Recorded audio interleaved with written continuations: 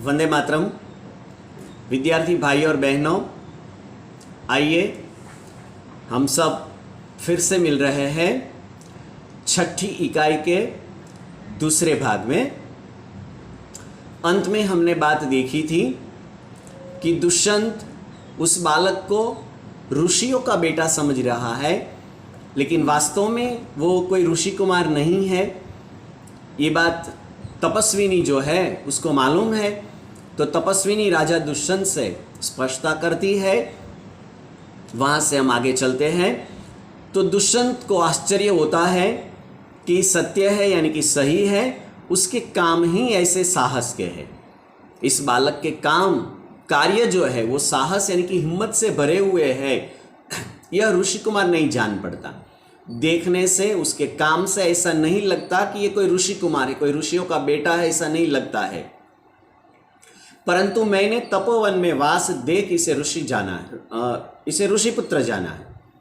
ये तपोवन में रहता है, तप करने की जो जगह है यहाँ रहता है, और इसीलिए दुष्यंत इसको ऋषि कुमार समझता है या तो ऋषियों का पुत्र समझता है। वो कारण बताता है।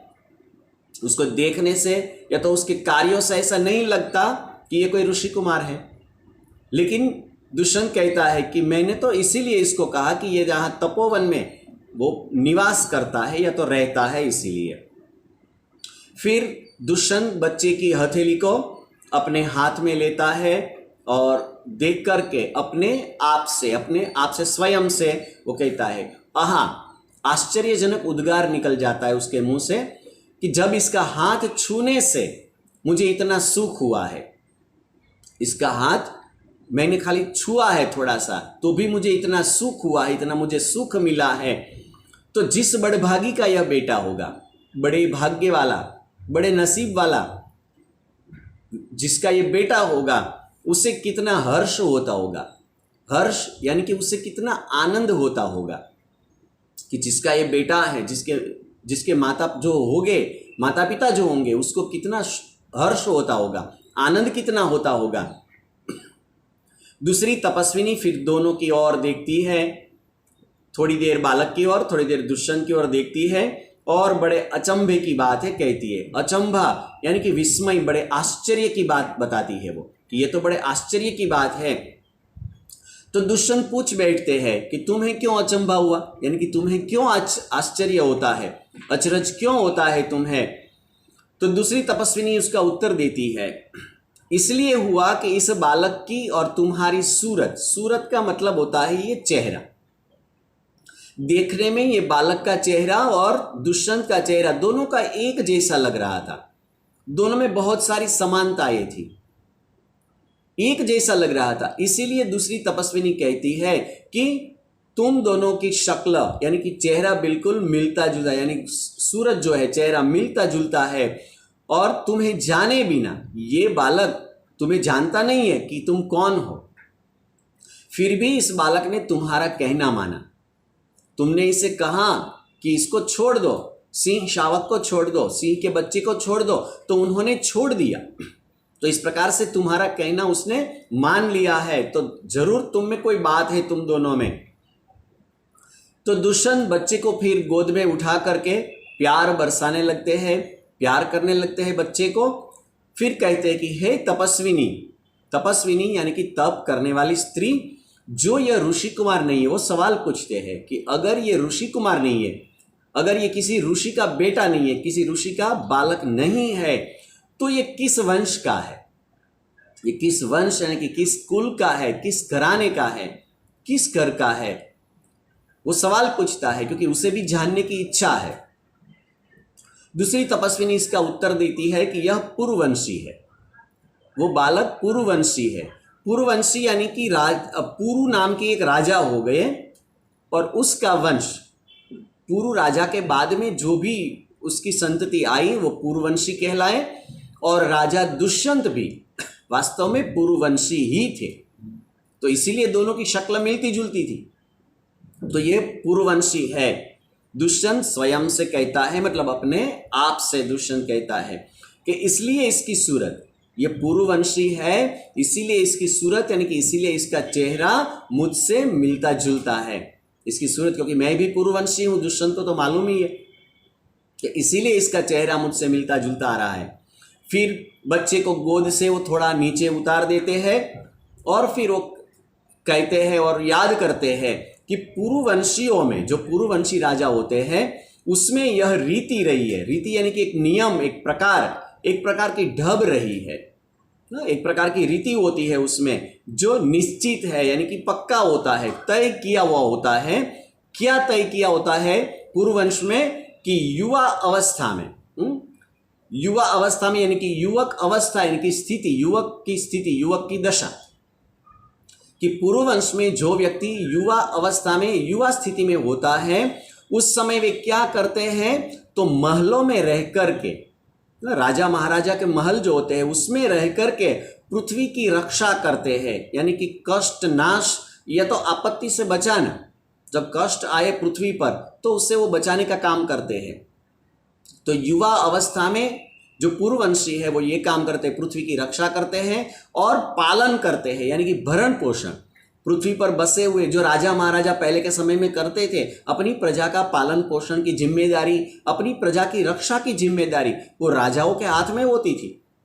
तो उसी प्रकार से वो कहते कि पूर्ववंश में तो ये रीति है, ये ढब है कि पहले से ही ऐसा चला आ रहा है कि इसी प्रकार से लोग करते हैं। तो पृथ्वी की रक्षा और पालन करते हैं और वृद्धावस्था में, बुढ़ापे की बात है, जब वृद्धावस्था आती है, बुढ़ापा आता है, उस समय वे क्या करते हैं कि वन में, जंगल में जाकर के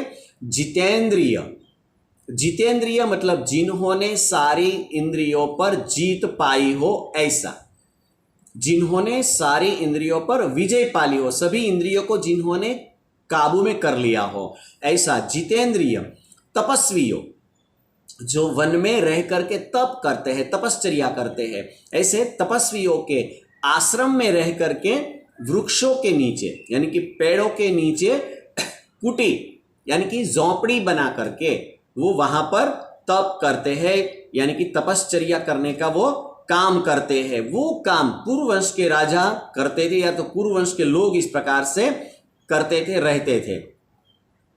देवता जैसी शक्ति वाला ये, देवता जैसी, स्वर्ग में रहने वाले देव, दुष्यंत सोचते हैं यहां पर कि देवता जैसी शक्ति वाला यह निडर, जो निर्भय है, साहसी है, निर्भय है और साहसी भी है, और असाधारण यानी कि असामान्य, विशेष है, ये असामान्य है, विशेष है, ये बालक मनुष्य का पुत्र भला किस प्रकार से होगा। वो सोचते हैं कि ऐसा बालक, ये कोई सामान्य मनुष्य का पुत्र तो हो नहीं सकता, क्योंकि ये इतना निडर है, इतना साहसी है, इतना बलवान है कि ये कोई सामान्य मनुष्य का पुत्र, सामान्य मनुष्य का बेटा ये कभी नहीं हो सकता है। दूसरी तपस्विनी उसी समय उसे कहती है दुष्यंत से, हे परदेशी, परदेशी का संबोधन करे, परदेशी मतलब दूसरे देश से आने वाला।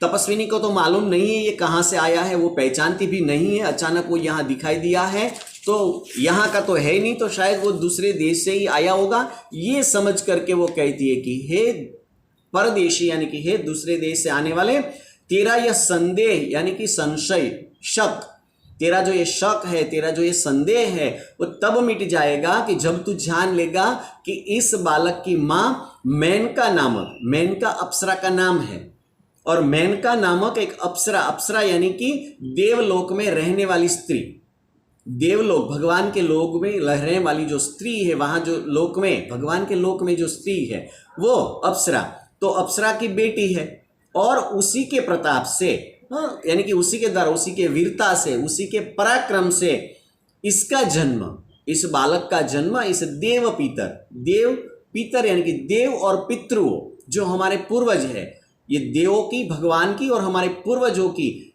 इस तपोवन में हुआ है। तप करने की जो ये धरती है, यहां पर इसका जन्म हुआ है। उसी समय दुष्यंत ये सुनकर के अपने मन में, अपने मन ही मन, यह तो बड़े आनंद की बात सुनाई, ये तो बड़े आनंद की बात है, बड़े सुख की बात है, क्योंकि इससे कुछ और आशा बढ़ती है।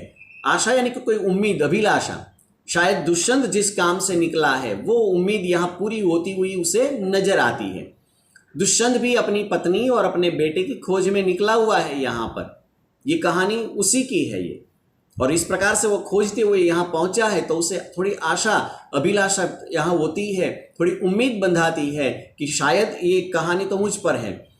और फिर वो मन में सोचता है कि इसकी माता, पूछता है कि इसकी माता किस राजर्षि की पत्नी है। राजर्षि यानी कि वह ऋषि जो राजवंश या तो क्षत्रिय कुल का हो, किसी राजवंश का या तो किसी क्षत्रिय कुल का जो हो वो राजर्षि। तो पूछता है कि इसकी जो माता है वो किस राजर्षि की पत्नी है। तो दूसरी तपस्विनी उसको उत्तर देती है, जिस राजा ने अपनी विवाहिता, विवाहिता यानी कि शादीशुदा जो वैवाहिक स्त्री है, उसको बिना अपराध के, कोई गुनाह किए बिना, कोई अपराध के बगैर या तो कोई ऐसे पाप किए बगैर छोड़ दिया है, उसका नाम दूसरी तपस्वी यहाँ पर लेना नहीं चाहती है कि मैं उसका नाम नहीं लूंगी। तो राजा दुष्यंत स्वयं से अपने आप से कहते हैं, यह कथा तो मुझ पर लगती है। हाँ, क्योंकि खुद दुष्यंत ने अपनी पत्नी को यानी कि शकुंतला को छोड़ दिया था, और इसलिए उसे लगता है कि ये तो शायद ये कहानी सारी मुझ पर ही लगती है, मेरी ही कहानी है ये तो। भला अब इस बालक की माँ का नाम पूछूं। वो सोचता है कि अब इस बालक की माँ का नाम जब मैं पूछूं तो मुझे पता शायद चल जाएगा। उसी वक्त पहली तपस्विनी मिट्टी का मोर लेकर के वहां पर आ जाती है। वो उसने मिट्टी का मोर जो लेने गई थी, तब तक ये सारी बातें बीच में हुई है, होती है। वो मिट्टी का मोर लेकर के आ जाती है और आकर के पहली तपस्विनी कहती है, हे सर्वदमन, सब पर दमन करने वाला, जो भरत का एक दूसरा नाम भी है कि हे सर्वदमन, यह शकुंत लावण्य देख। शकुंत लावण्य यानी कि मिट्टी की सुंदरता। शकुंत का मतलब मिट्टी भी होता है, और शकुंतल एक पक्षी का नाम भी है, और उसी पर से शकुंतला नाम पड़ा था, क्योंकि शकुंत पक्षी जो है वो उन्हीं ने इस बच्ची को खोजा था, जंगल में से मिली थी उसे।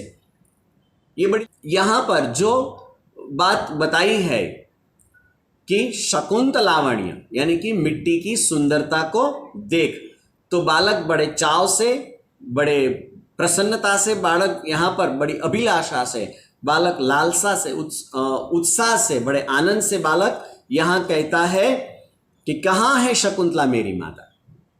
वो समझा कि शकुंतला, तपस्वी ने कहा था शकुंत लावण्य यानी कि मिट्टी की सुंदरता, तो बालक समझता है कि शकुंतला। तो वो कहता है कि कहाँ है मेरी माता शकुंतला।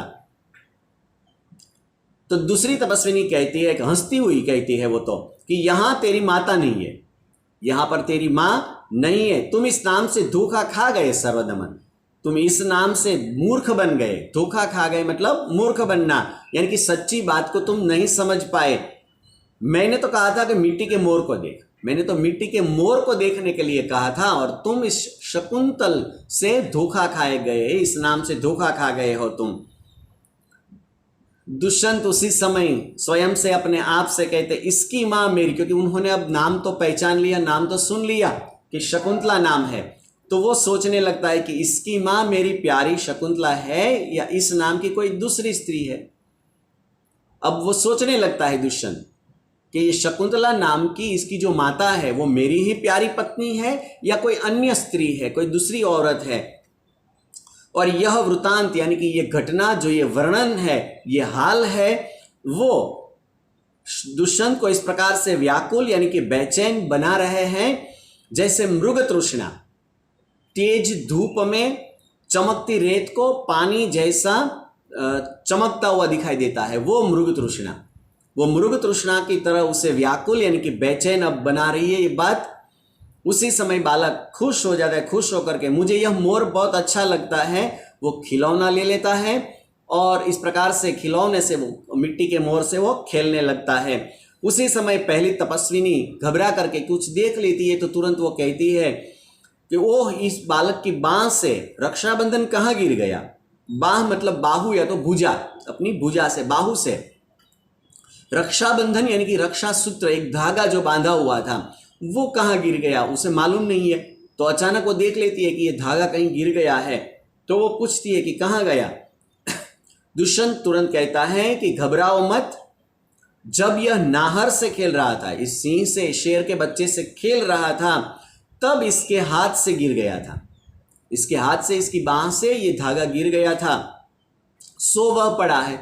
वो सामने पड़ा हुआ है, मैं उठाकर आपको अभी दिए देता हूं, मैं उठाकर आपको दे देता हूं। वो उठाने के लिए नीचे झुकता है, उसी समय पहली तपस्विनी उसे रोकती है और कहती है, अरे अरे मत उठाओ, इसे मत छूना, इस रक्षाबंधन को, इस रक्षा सूत्र को छूना नहीं, इस रक्षाबंधन को ऐसे ही रहने दो। फिर दूसरी तपस्विनी कहती है वो इसने तो उठा, मतलब जब तक तपस्विनी उसको उठाने से रोकती है, रक्षाबंधन उठाने से रोके, तब तक तो दुष्यंत ये धागा उठा लेता है।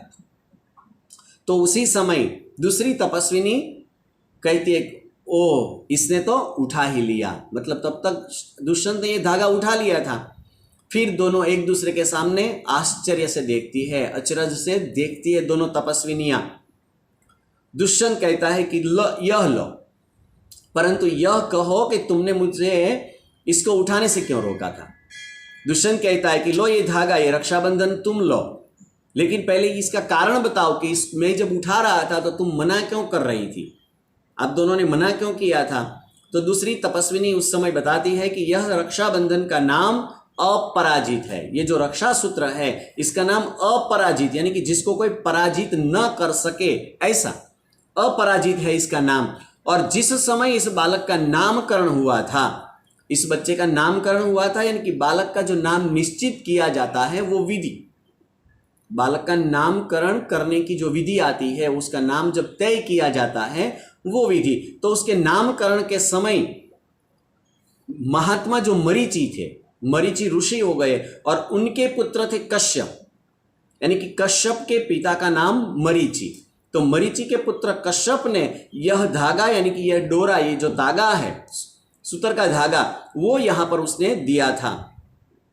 और इस धागे का गुण क्या है कि कभी यह धरती पर अगर गिर जाए, इस पृथ्वी पर अगर गिर जाता है, तो बालक के माता पिता के को छोड़कर दूसरा कोई इसे उठा नहीं सकता है। अगर ये धागा जमीन पर गिर जाता है, ये रक्षाबंधन नीचे गिर जाता है, तो इस बालक के माता पिता के अलावा दूसरा कोई इसे उठा सकता नहीं है। तो दुष्यंत कहता है कि और कोई अगर उठा ले तो क्या होगा, अगर कोई दूसरा व्यक्ति, इसके माता पिता के अलावा कोई दूसरा व्यक्ति अगर इस धागे को उठा लेता है तो क्या होता है।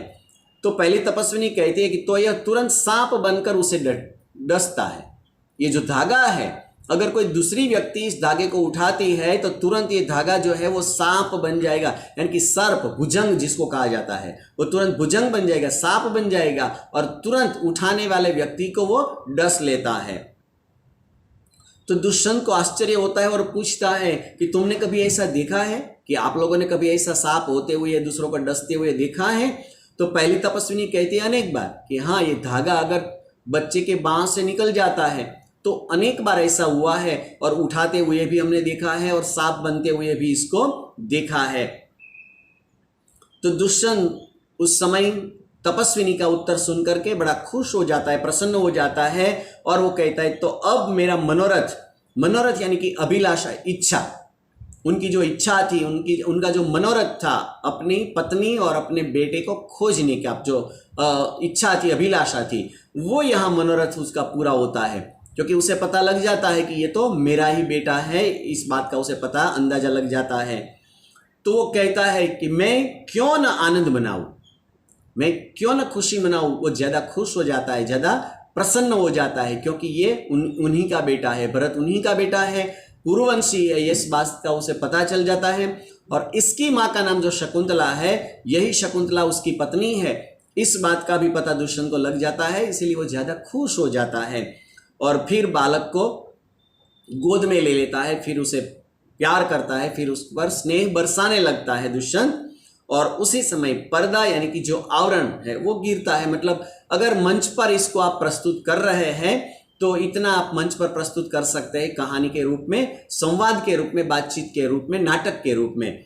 और पर्दा गिरता है मतलब आवरण जो है वो गिरता है। यहाँ एक अंश इस प्रकार से जो कालिदास ने लिखा है अभिज्ञान शाकुंतलम, उसका एक छोटा सा जो अंश है वो यहाँ पर इस प्रकार से या इसमें पूरा होता है। दोस्तों, यहाँ पर छठी इकाई का दूसरा भाग भी हम समाप्त करते हैं। अगली इकाई में हम सब फिर से मिलेंगे। तब तक के लिए आप सबको अलविदा। वंदे मातरम।